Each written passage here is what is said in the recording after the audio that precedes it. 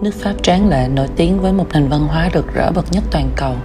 Nhưng bạn có biết rằng biểu tượng quốc gia của nước Pháp cũng là một trong những biểu tượng văn hóa nổi tiếng và phổ biến nhất trên toàn thế giới, đến nỗi mà chắc chắn bạn đã bắt gặp biểu tượng này ở đâu đó, mặc dù chưa bao giờ đặt chân đến đất nước này. Mình là Ái My, và hôm nay hãy cùng mình và Sang đến với nước Pháp xinh đẹp cùng những truyền thuyết ly kỳ nhất. Je m'appelle Amy et aujourd'hui, on va découvrir la belle France avec les légendes les plus palpitantes.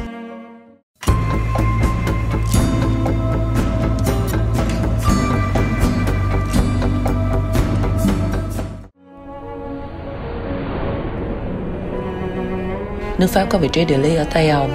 Những cư dân đầu tiên sinh sống tại đây là người Gaul thuộc nhóm Celts.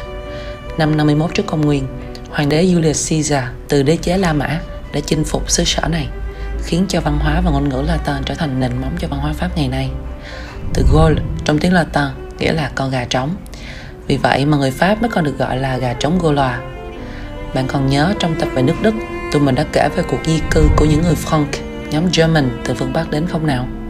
Những người Frank này đã dừng chân định cư tại xứ Gaul. Điều này cũng giải thích nguồn gốc của tên nước Pháp France ngày nay. Vị vua đầu tiên của người Frank là Clovis đệ nhất. Ông đã đặt kinh đô tại Paris và thống nhất các bộ lạc xung quanh thành vương quốc theo Công giáo La Mã. Khi vương quốc Frank bị chia cắt vào năm 843 thì phần phía đông đã trở thành nước Đức, còn phía tây thì trở thành nước Pháp sau này. Trong thời kỳ Trung Cổ tăm tối, khi nước Pháp đang phải trải qua những năm tháng kiệt quệ vì đại dịch cá chết đen, đồng thời diễn ra cuộc chiến tranh trăm năm tranh giành ngai vàng với nước Anh, người ta tin rằng Thiên Chúa đã thực hiện một phép màu cứu lấy nước Pháp. Jeanne d'Arc, một cô nông dân bé nhỏ 17 tuổi, đã nghe thấy thông điệp từ Chúa, lãnh đạo quân đội Pháp đánh đuổi quân Anh ra khỏi lãnh thổ của mình và đưa nước Pháp thoát khỏi một trong những thời khắc đen tối nhất trong lịch sử. Nước Pháp tiếp tục phát triển và bước vào thời kỳ hoàng kim rực rỡ nhất dưới ánh sáng của vị vua mặt trời Louis XIV, trở thành một cường quốc của thế giới về văn hóa, chính trị và quân sự. Tuy nhiên, les meilleures choses ont une fin. Bữa tiệc nào rồi cũng đến lúc tàn. Lối sống xa hoa, hoang đàn của giới vua chúa và quý tộc Pháp kéo dài gần 150 năm đã dần làm đất nước kiệt quệ, dẫn đến cuộc cách mạng Pháp vào năm 1789. Đến nay, ngày Quốc khánh Pháp 14 tháng 7 hàng năm chính là để kỷ niệm trận chiếm ngục Bastille, sự kiện mở đầu cho cuộc cách mạng Pháp.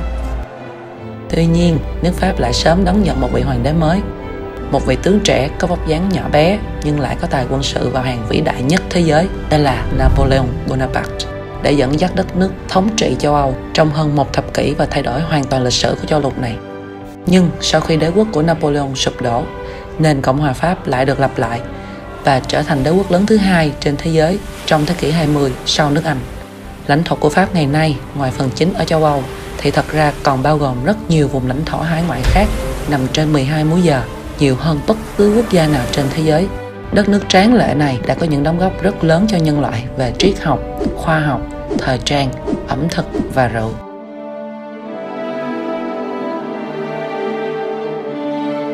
Nhìn chung, cả lá quốc kỳ và quốc huy của Cộng hòa Pháp ngày nay đều đã ra đời từ thời cuộc cách mạng Pháp trong thế kỷ thứ 18. Nhưng thật ra trong lịch sử nước Pháp, có một biểu tượng văn hóa vô cùng nổi tiếng và có tầm ảnh hưởng lớn đến nỗi bạn có thể đã bắt gặp ở đâu đó mặc dù chưa từng đặt chân đến Pháp.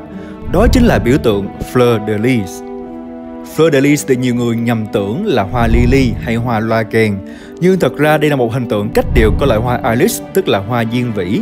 Để giải thích cho điều này, những nhà nghiên cứu người Pháp đã cho rằng từ Lis ở đây không phải là tên một loài hoa, mà là tên của một dòng sông.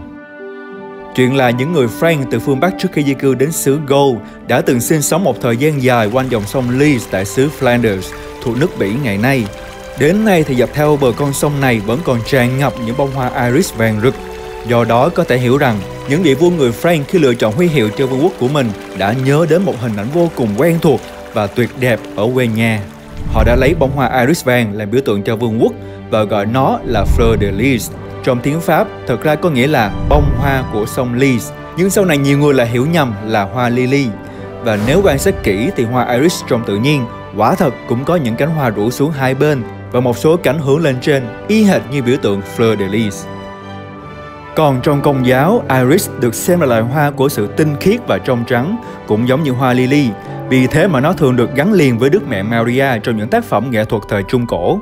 Bạn cũng cần biết rằng, niềm tin vào sự đồng trinh của Đức Mẹ Maria cũng là một giáo lý đặc biệt quan trọng của Công giáo, khác biệt với những nhánh Kitô giáo khác sau này như đạo Tin Lành. Ngoài ra, 3 cánh của Fleur de Lis còn được diễn giải là Chúa Ba Ngôi, hoặc 3 đức tính của một hiệp sĩ là đức tin, trí tuệ và lòng hào hiệp. Vì là một biểu tượng của Chúa Ba Ngôi, Fleur de Lis sau đó đã trở thành huy hiệu của vị vua theo Công giáo đầu tiên trong lịch sử nước Pháp, vua Clovis đệ nhất. Và sự xuất hiện của nó gắn liền với những huyền thoại ly kỳ xung quanh vị vua này. Với những cuộc chinh phạt của mình, vua Clovis đã lần đầu tiên thống nhất tất cả các bộ lạc người Franc sau khi di cư về phương Nam, mở ra triều đại Merovingian hùng mạnh tại Tây Âu, trước cả thời của Charlemagne đại đế của đế chế La Mã thần thánh sau này. Lý do mà vua Clovis chiến thắng tất cả các cuộc chiến một cách dễ dàng là nhờ sự giúp sức của giới tăng lữ Công giáo. Ngoài ra, vợ của ông, nữ thánh Clotilde, cũng là một tín đồ Công giáo và đã khuyến khích chồng mình cải đạo. Vì vậy mà vào khoảng năm 496, vua Clovis đã cử hành lễ rửa tội tại thành Reims, đưa toàn bộ vương quốc Franc cải đạo sang Công giáo. Do đó, nước Pháp mới được giáo hoàng ban cho danh hiệu La Fille aînée de l'Église, cô con cả của giáo hội.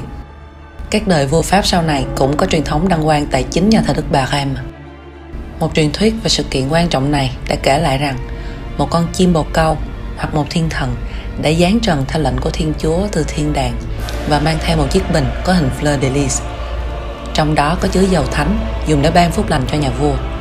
Từ khoảnh khắc này mà vua Clovis đã dùng hình ảnh 3 bông hoa iris để đại diện cho vương quốc của mình, với ý nghĩa rằng quyền cai trị thần thánh của hoàng gia Pháp là đến trực tiếp từ Chúa Trời, chứ không phải thông qua bất kỳ giáo hoàng nào.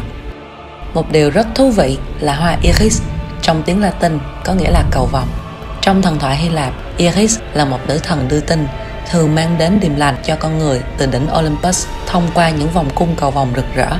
Liệu rằng các vua Pháp có phải cũng đã thừa hưởng ý nghĩa này của hoa Iris để hình thành nên diễn ngôn về sự che chở từ chính Chúa Trời hay không? Như vậy thì Fleur de Lis đã xuất hiện kể từ thời vua Clovis và sau đó tồn tại xuyên suốt trong lịch sử cho đến khi cuộc cách mạng Pháp bùng nổ.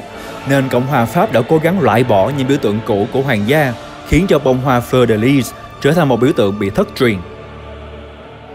Mặc dù Fleur de Lis ngày nay đã bị nhà nước Cộng hòa Pháp lãng quên, nhưng nó vẫn là một biểu tượng văn hóa vô cùng nổi tiếng trên toàn thế giới. Ở đâu có sự xuất hiện của Fleur de Lis thì nghĩa là ở đó đã từng có sự ảnh hưởng của văn hóa Pháp. Rất nhiều tỉnh tại Pháp cũng như các vùng lãnh thổ trên thế giới trước đây từng thuộc về Pháp vẫn còn lưu giữ biểu tượng này, thậm chí là ở châu Mỹ xa xôi như tỉnh Quebec ở Canada hay các thành phố St. Louis và New Orleans ở Mỹ. Ngày nay, Fleur de Lis còn là biểu tượng chính thức của các tổ chức hướng đạo trên thế giới, có nguồn gốc từ chiếc kim chỉ hướng Bắc trên mặt la bàn, tượng trưng cho những hướng đạo sinh luôn tiên phong dẫn lối để ta đi đúng đường. Trong kiến trúc và nghệ thuật, Fleur de Lis là một mô típ trang trí mang lại vẻ đẹp vô cùng sang trọng, quý phái cho công trình và còn thường được sử dụng phổ biến nhất trên các hàng rào sắt để chống lại những kẻ đột nhập. Như vậy có nghĩa là biểu tượng bông hoa Fleur de Lis đã xuất hiện từ những ngày lập quốc đầu tiên trong lịch sử nước Pháp, gắn liền với sự cải đạo theo Kitô giáo của người Franc. Sau đó, nó đã tiếp tục trở thành một biểu tượng hoàng gia vô cùng nổi tiếng của nước Pháp và ngày nay đã trở thành một biểu tượng văn hóa mang ý nghĩa của điềm lành và sự che chở thần thánh từ thiên đàng. Ok, mình hy vọng bạn đã học được một điều mới trong hôm nay và sẽ có cảm hứng để học một điều mới nữa trong ngày mai. Hãy tiếp tục thảo luận cùng tụi mình về biểu tượng này ở phần comment và ủng hộ tụi mình bằng cách nhấn vào nút bấm này nhé. Mình là Sang, rất cảm ơn sự theo dõi của các bạn. Xin chào và hẹn gặp lại.